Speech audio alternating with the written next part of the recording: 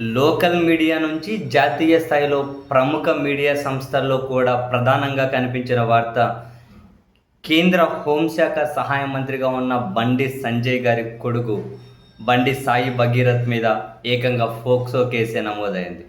ఏకంగా పోక్సో కేసే పెట్టారు.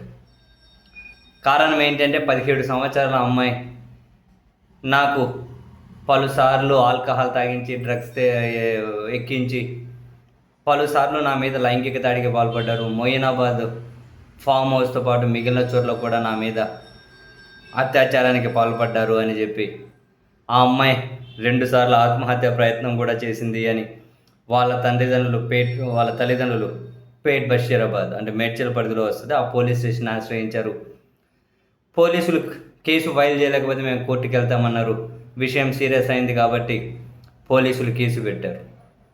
కౌంటర్గా బండి సంజయ్ వాళ్ళ కుటుంబం కూడా కరీంనగర్లో వాళ్ళ మీద కేసు పెట్టింది.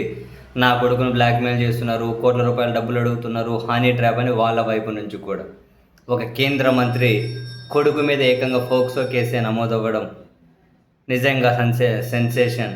ఇక్కడ ఇంట్రెస్టింగ్ ఏంటి అంటే, బండి సంజయ్ వాళ్ళ కొడుకు ఇదేమీ ఫస్ట్ టైం కాదు. ఒకసారి మహేంద్ర యూనివర్సిటీలో ఒక మహిళను కొడుతూ వీడియో ఫుల్ వైరల్ అయింది. ఇప్పటికే వేరే చోట్ల కూడా కొన్ని కేసులు నమోదయ్యి అవి బయటకు రావట్లేదు అని చెప్పి విమర్శలు. ఎప్పటి నుంచో ఈ పిల్లోడు వార్తల్లో ఉంటూ వస్తూనే ఉన్నాడు. ఇప్పుడు మళ్ళీ ఒక అమ్మాయిని పలుసార్లు లైంగిక దాడికి పాల్పడ్డారు అమ్మాయి మీద అని ఒక పోక్సో కేసే. చివరికి ఒక కేంద్ర హోంశాఖ సహాయ మంత్రి ఆ ఫ్యామిలీని అమ్మాయి తల్లిదండ్రుల మీద బ్లాక్మెయిల్ చేస్తున్నారని ఇంకో కౌంటర్ కేసు ఫైల్ చేస్తే మరి ఇది విచారణ ఎంత సక్రమంగా జరుగుతుంది, ఎంత సవ్యంగా జరుగుతుంది అన్నది కూడా ఇంట్రెస్టింగ్. ఎవరు చెప్పేది నిజమన్నది పోలీసులు తేల్చాలి. బట్ ఆ పోలీసులు కరెక్ట్గానే విచారణ చేస్తారా అన్నది ఒక కేంద్ర హోంశాఖ సహాయ మంత్రి కొడుకు మీద. మనం సినిమాలు చూస్తున్నట్టే సినిమా స్టోరీ లాగే ఉంది. సినిమాలో కేంద్ర మంత్రుల కొడుకులు ఏ విధంగా వ్యవహార శైలి ఉంటుంది, ఇప్పుడు ఈ కేసులో కూడా అదే కనిపిస్తూ ఉంది.